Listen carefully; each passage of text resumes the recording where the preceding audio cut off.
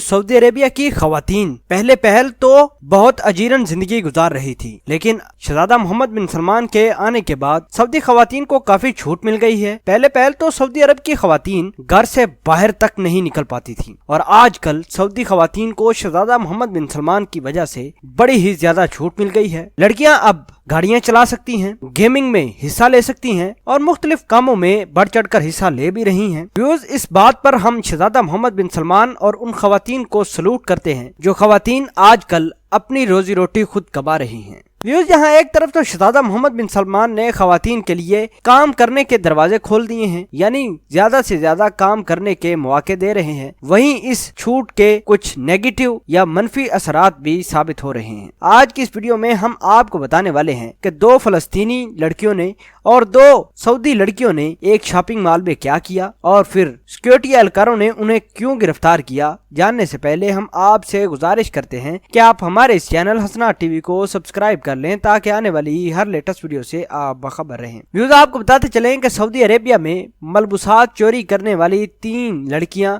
रंगे हाथों गिरफ्तार हो गईं। सऊदी अरब के शहर जद्दा के मशहूर मॉल के सीसीटीवी कैमरों ने मलबूसात चोरी करते हुए 3 लड़कियों को रंगे हाथों पकड़वा दिया। व्यूअर्स, आपको बताते चलें कि ये लड़कियां पहले भी इस तरह की वारदातों में मुलव्वस थीं और 12 मरतबा इसी माल के से मुख्तलिफ वारदातों में मुलव्वस भी रही हैं, लेकिन आज सुबह ये खवातीन दोबारा बुरी नीयत के साथ उस माल में चोरी करने की गरज से दाखिल होती हैं और सीसीटीवी कैमरों की मदद से इन मलबूसात चोरी करने वाली खवातीन को धर लिया गया है। तजारती मराकज के मालिक ने इन लड़कियों के खिलाफ कार्रवाई करने का फैसला किया और फौरन ही पुलिस को टेलीफोन किया। सिक्योरिटी फोर्स की खिदमत हासिल कर ली गई। गिरफ्तार करके इन खवातीन को तहकीकात का अमल शुरू कर दिया है। तजारती मरकज के सिक्योरिटी गार्ड्स ने इतला दी थी कि 1 फलस्तीनी और 2 सऊदी लड़कियां मलबूसात चोरी करती रही हैं और दोबारा उसी नियत के साथ ये माल में दोबारा आई हैं और फिर जब सीसीटीवी कैमरे ने उनके माल के अंदर चोरी करते हुए तस्वीर दिखाई तो